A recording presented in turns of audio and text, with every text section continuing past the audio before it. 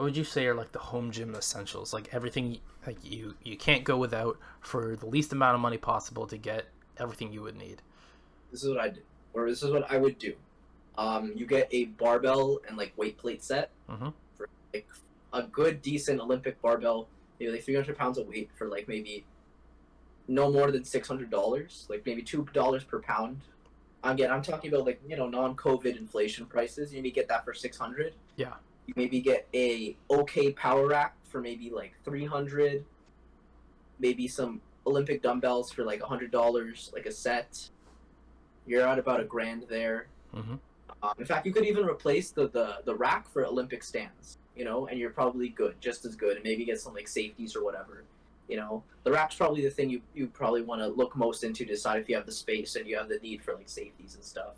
And then a little, a decent pulley with a loading pin and some attachments, and you're good. Yeah. Like the pulley is like extra if you want more. Yeah. Maybe you get a cheap beater barbell, like a really cheap beater barbell for like a T-bar row, and then you can literally just keep adding pieces. If you get really serious, you can be like, okay, I want to buy like a leg press or something. Like I would say, well, for me, like if you want to get as basic as you can get to it, get a yoga mat to protect your floor mostly. Is if you don't have like if you're not like, let's say it's in the basement, you've got a concrete floor. Actually, even still, I would protect the floor. I would say you get like an anti-vibration mat for or yeah, get like one of those like little puzzle mats they have like daycares or something.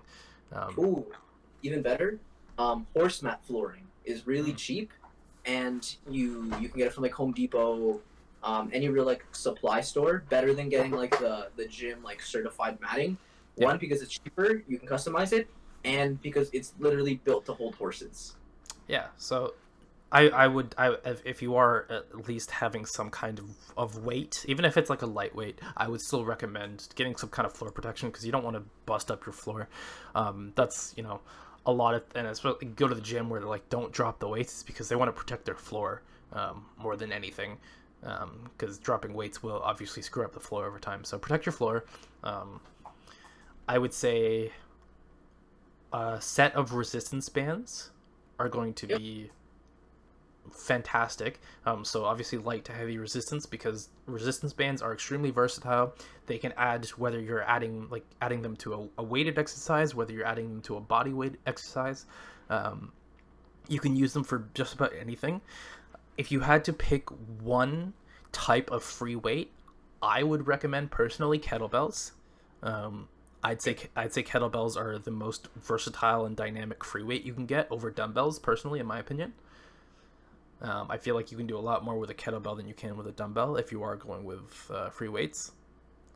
Because pretty much everything you can do with a dumbbell, you can do with a kettlebell, but not everything you can do with a kettlebell, you can do with a dumbbell.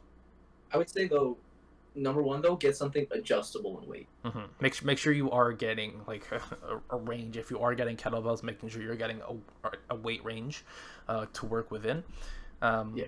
Or even just like one weight of kettlebells and then a set of dumbbells to kind of supplement, offset a little bit, because obviously not everyone needs like 6 different weights of kettlebells. I don't know very many people who have like more than like 1 or 2 different weights of kettlebells. If anything, it's usually a dumbbell set that has a little bit more variation. So I would say, if possible, a dumbbell set with like 1 or 2 different weight classes of kettlebells is going to be fantastic.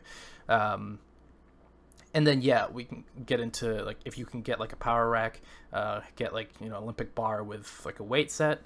It's anything more than 300 pounds, you should probably just be going to a gym at that point. Or you're super serious about your home gym. Yeah, like if that too. But like if we're on a budget at that point, like yeah, up to 300 pounds is going to be good for like the 95% of people who are going to be wanting a home gym, barring the 5% of people who are like serious gym goers and they're like, I want to have a full gym in my basement and I'm going to spend 20 grand on a full home gym, which more power to you. But again, on a budget home gym, just a bar and a decent range of weights is going to be fantastic. What else? I would say if you're on like a super budget, squat stands instead of a power rack. Mm-hmm. Wise and because of cost, I use squat stands and I'm okay with them. They're good. Flooring, we already spoke on that. In terms of the cardio component, apart from doing things outside, obviously, because the outside exists. It's like, oh, how can I do cardio at home? Go outside for a run.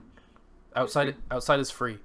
Um, it takes nothing other than you leaving your house. But let's say you don't want to leave your house. Personally, my favorite method of in-home cardio is going to be a rowing machine. I don't necessarily like treadmills all that much, and in terms of like getting a cardio, I prefer rowers over treadmills. I'd probably treadmill would be my last one. I'd probably pick a bike Yeah, first. like bike is gonna be great. Um, again, Ellipticals are probably dumb expensive compared to a tread. Actually, they're about the same, I would imagine. I would But pick an elliptical over a treadmill. really, Yeah, it's easier on the joints and you can do it for longer. yeah, like that's why I don't like treadmills at all, because it, even though you're not running outside, it is still a hard impact surface. Um, Yeah.